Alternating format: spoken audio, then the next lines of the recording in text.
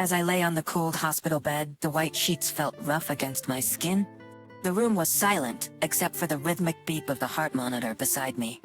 I was tired, both physically and mentally, with the weight of my condition pressing down on me. Dr. Wilson had visited earlier and explained that I had an ulcer. He told me that it was partly because I had been holding in a lot of negative emotions. I recommend you talk to someone. Mrs. Evans.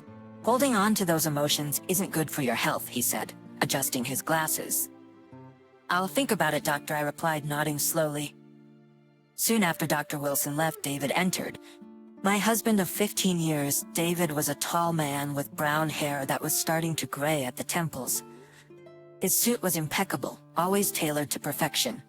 However, his face now showed signs of stress and impatience. Jane, David started, clearing his throat. I've been doing some thinking. I turned to look at him, waiting for him to continue. He took a deep breath. I want a divorce. I felt a pang in my chest, but not of heartbreak, more of realization. It felt like something I had been expecting for a long time. All right, I said simply. David looked taken aback. That's it? Just all right? I guess I've seen it coming, David, I admitted. Though I never thought you'd tell me while I'm in a hospital bed. A nurse, Melissa, who was attending to some paperwork nearby, looked up. She was young, perhaps in her mid-20s, with bright blue eyes and blonde hair pulled into a ponytail. She gave me a concerned look. Are you okay, Mrs. Evans? David scoffed. Of course she's fine. Aren't you, Jane? I ignored him, turning to Melissa. I'll be okay. Thanks for asking. Why are you so calm about this? Melissa whispered, genuinely curious. With a small smile, I leaned in closer. I have a little secret, something that will make everything all right in the end. David, not hearing our exchange, glanced between us, looking annoyed. I'll get the paper started then, he said tersely. As he left the room, I couldn't help but feel a mixture of sadness and relief. I knew that this was just the beginning of a new chapter in my life. And though the circumstances weren't ideal, I felt strangely hopeful. The hospital room was quiet, with only the soft murmur of the TV in the background. I started to drift into a state of introspection, remembering simpler times. The day David and I met felt like it was just yesterday. We were introduced by mutual friends at a local coffee shop. The initial days were filled with laughter, shared interests, and many dreams for the future. Jane, have you ever thought about traveling the world?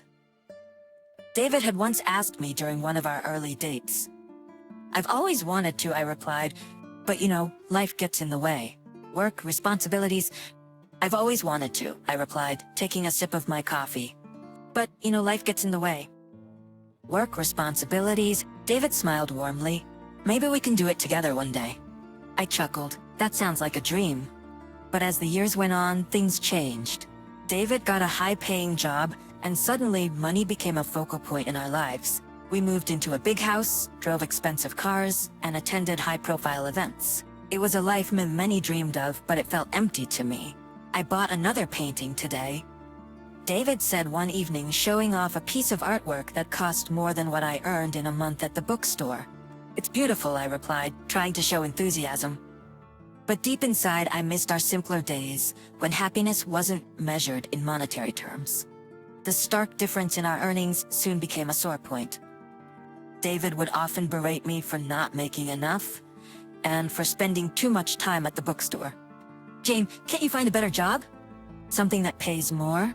He once asked. This is what I love, David, I retorted, frustration evident in my voice.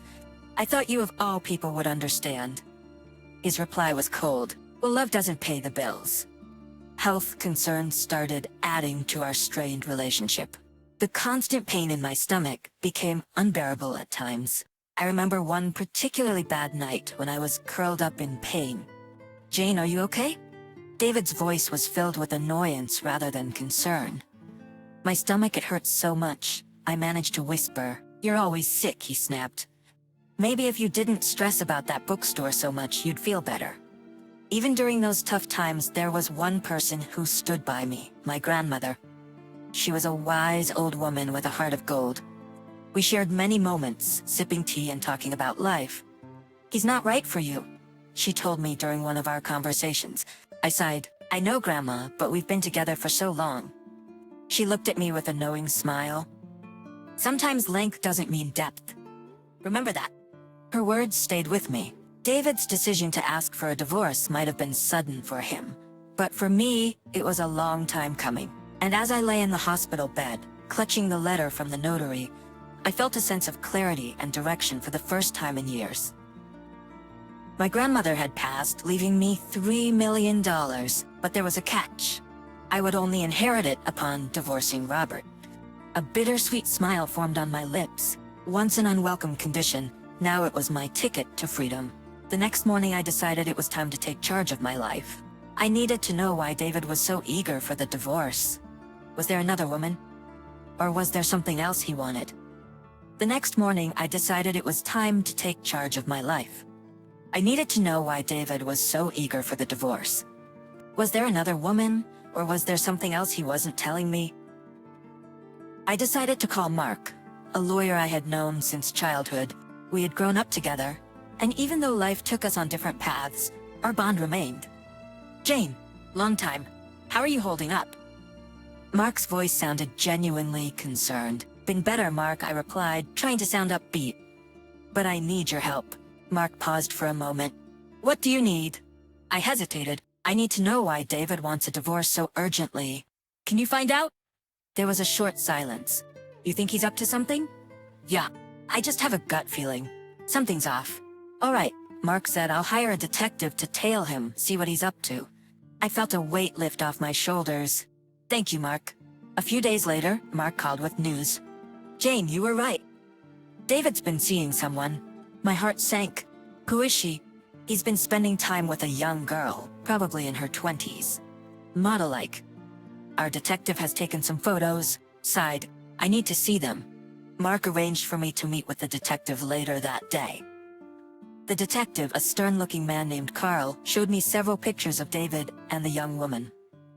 That's him, Carl pointed to David in one of the photos, and her name is Clara. She's a student but has an interesting past. What do you mean? Carl hesitated. She's been involved with a few rich men before. It seems she has a pattern. I felt a rush of anger. So she's using him? Carl shrugged. Looks like it, but there's more. We found out she's currently working for an escort service. I took a deep breath, trying to process everything. Thank you, Carl. As I left the detective agency, a plan began to form in my mind. David wanted a divorce? Fine. But I wasn't going to let him walk away without a fight. He would regret the day he decided to betray me. The following week was a blur of hospital tests and treatments, but between the needles and medications I had a surprise visitor, an elderly man named Mr. Graham, whom I had occasionally seen during my daily hospital walks. With white hair, a cane, and wise eyes, he seemed to be always engrossed in a book. Hello, Jane. He greeted me with a warm smile as he walked into my room. Hello, Mr. Graham. To what do I owe the pleasure? I've heard you work at a used bookstore, he said, taking a seat near my bed. Yes, I do. It's a small place, but it has its charm. He nodded appreciatively. I've always had a passion for books. Over the years, I've collected many rare editions. And, well, there's one particular book I thought you might be interested in. My curiosity was piqued. Which book? It's an old, rare copy of Pride and Prejudice. You see, my late wife loved that book. She'd told me stories about her family's connection to it. I was taken aback. That's one of my favorites. I've always wanted to have a rare edition. Mr. Graham smiled kindly. I thought so. Well, I'm willing to sell it to you. That's a generous offer, I said, my heart racing. But there's a problem. I recently had some financial issues. David, my husband, took all the money from our joint account. Mr. Graham frowned. I'm sorry to hear that. But for the book, we can work out a reasonable price. Or even a payment plan. I smiled, touched by his kindness. Thank you, Mr. Graham. I'd like that. Our chat was interrupted by a call on my mobile. It was David. Jane, have you signed the papers yet? He demanded. Not yet, David. I told you I'll do it after I leave the hospital. Just get it done, he said irritably before hanging up. I sighed, feeling deflated. Mr. Graham looked at me with sympathy.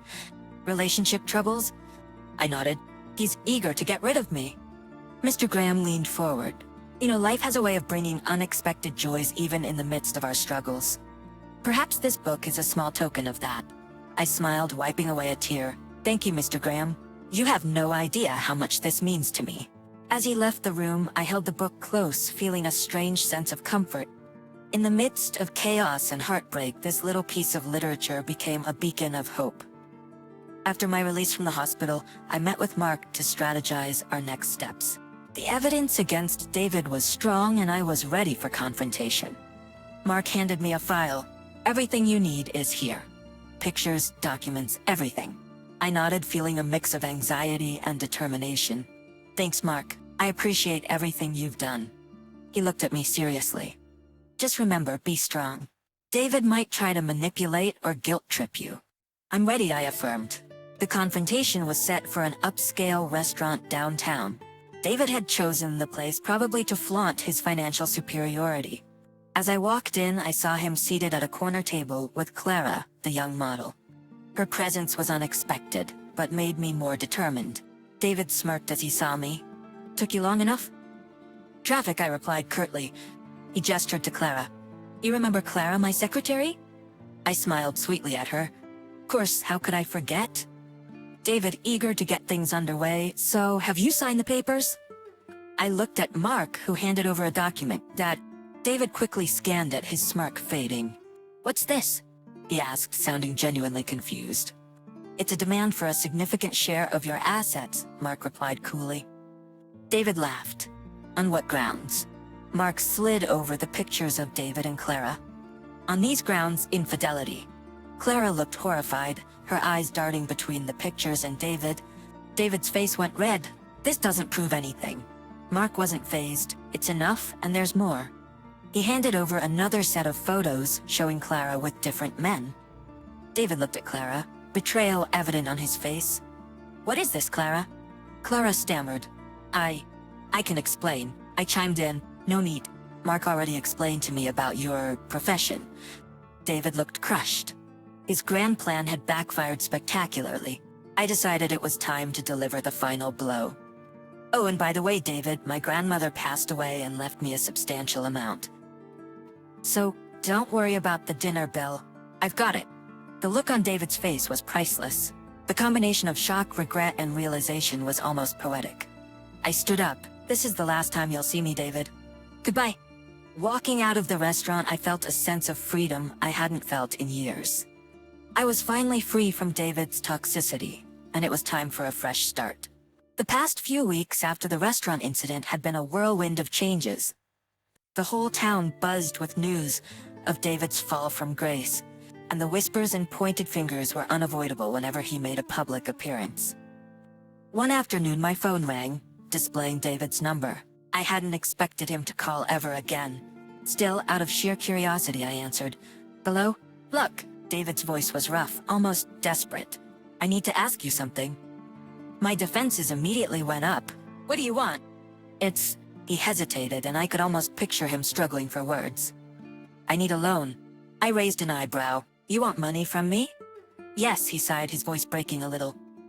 "I spent a lot on Clara, on gifts, travels, everything she asked for. Plus, there are debts I've accumulated. I thought I had it under control, but now, with everything falling apart, I just need some help to get back on my feet." His confession did give me a moment of satisfaction, but I remembered how he had treated me in the past, his condescending words and attitude. "You told me once that I shouldn't spend money on myself because I'm an uninteresting woman," I said coldly, recalling his exact words. "Why should I help you now?" He was silent, likely recalling that painful memory. I waited. "I'm sorry for what I said," he replied. "It was wrong, but I really need this." I took a deep breath. "David, you made your choices, and now you have to live with the consequences. I won't help you." I could hear the desperation growing in his voice. "Please, just think about it." "I'll do anything." "No," I responded firmly. "Goodbye, David." I hung up and took a deep breath, feeling the weight of the past finally starting to lift off my shoulders. I was in control of my life now, and no one could take that away from me. The courtroom buzzed with murmurs, everyone exchanging opinions and whispers, but my focus was sharp. I looked straight ahead, bracing myself for the face-off. The mahogany doors opened and in walked David, his hair disheveled and his face reflecting sleepless nights. He still managed to look charming, but I saw through it. Mark, my lawyer, stood tall beside me. "Stay strong," he whispered. "Today is the day we set things right." David approached hesitantly, his eyes pleading. "Can we talk? Just for a minute?" I nodded towards Mark, signaling him to give us a moment. "Make it quick." David took a deep breath. "I'm so sorry. I realize the pain I've caused. Please, can we not do this? Can we not make it a public spectacle?" His words seemed genuine, but years of deceit had made me wary. "David, this isn't about you anymore.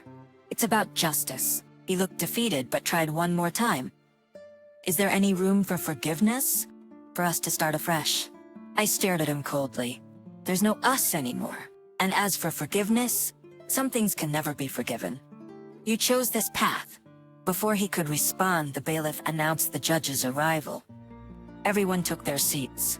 The judge, a middle-aged man with a stern face, spoke. "This court is now in session." Mark began, "Your Honor, my client has suffered emotional and financial turmoil due to Mr. David's actions. The evidence will showcase his deceit." David's attorney tried to interrupt, but Mark continued, "Your Honor, we have photographs, bank records, and messages that point towards Mr. David's consistent betrayal." The evidence was presented, one piece after another, creating an irrefutable chain of David's misdeeds. David looked shattered, realizing the gravity of the situation. "Your Honor," he began, voice shaky, "I admit my mistakes. But I beg the court and my wife for leniency." Mark countered, "Mr. David is only remorseful because he got caught. Had any of these deceitful actions not come to light, he would have continued his ways." The judge, after pondering for a while, said, "Given the overwhelming evidence, this court grants the divorce. Mrs. will receive 80% of the combined assets." David was aghast. "This is extreme." I stood up, anger evident in my voice. "Extreme? Like your affairs? Or draining our accounts?" David whispered, "Please, just give me a chance." I looked at him squarely. "I gave you years, David. You destroyed that chance every time." Walking out of the courtroom, Mark congratulated me. "You did great. This chapter is closed." I nodded, determined it's time to rebuild and move forward. Without him, the sun outside shone brilliantly, signaling a new dawn, and for the first time in years, I felt truly free. The sky was a bright shade of blue, and the air was fresh with a hint of morning dew. It had been a month since the court case, and the world seemed different to me. I was sitting in a small cafe near the beach, enjoying a cup of coffee, watching children play in the sand and families laughing together. Sarah, my longtime friend, joined me at the table. Her presence always a comfort. "How does freedom feel?" she asked with a teasing smile. "It feels like breathing without any weight on my chest," I replied, taking a sip from my mug. She chuckled. "I never understood why you held on for so long." I sighed. "Neither did I, but it's in the past now. I'm just focusing on what's ahead." A small boy around 6 ran up to our table, his sandy feet leaving prints. "Excuse me, ma'am, can you help me build a sandcastle?" I smiled at his innocence. "Sure, why not?" As we sat building the castle, Sarah watched with a soft smile. "You know, you always had a way with kids. Have you thought about what you're going to do next?" "Actually, I have." I began molding the sand into a tower. "I'm thinking of starting a community center for children. Somewhere they can come, learn, and play." Sarah looked pleasantly surprised. "That sounds amazing, but it's gonna be a lot of work." "I'm ready for it. I've been tied down for so long. It's time I did something that truly matters." The day wore on, and Sarah and I talked about everything under the sun. Memories, future plans, and the latest town gossip. Later, as the sun began to set, casting a golden hue on the horizon, I stood up, stretching my legs. "You know, Sarah, it's moments like these that I missed the most. Simple, peaceful, just enjoying life." Sarah nodded. "You've come a long way." A familiar face approached our table. Mark. He looked different in casual wear, less the stern lawyer and more like an old friend. "I hope I'm not interrupting," he said, a smile playing on his lips. "Not at all," I replied. "Have a seat." He sat down. "I was in the area and thought I'd check on you." "How have you been?" "Better," I said, "much better." Sarah, always the tease, chimed in. "You two should hang out more. You're both single after all." Both Mark and I blushed, exchanging an awkward glance. "Well, we can always start with a coffee," Mark suggested. I laughed. "Sounds like a plan." As night fell, the three of us walked along the beach. feeling the waves touch our feet. The vastness of the ocean reminding me of the endless possibilities that lay ahead. Life was no longer about the past. It was about seizing the day, making a difference, and perhaps, just maybe, finding happiness again. Days turned into weeks and weeks into months. The community center became a reality, a place bustling with kids, laughter, and learning. Mark and I grew closer, our bond strengthened by mutual respect and understanding. One evening, as I stood on the balcony of my new home, looking at the vibrant colors of the setting sun, Mark came up behind me. "You've done it," he whispered. I turned to face him. "We did it, together." He pulled me into a hug, and we stood there, looking out at the horizon, knowing that the past was behind, and a new dawn awaited. And as the first stars twinkled in the early night sky, I realized that sometimes endings are just new beginnings.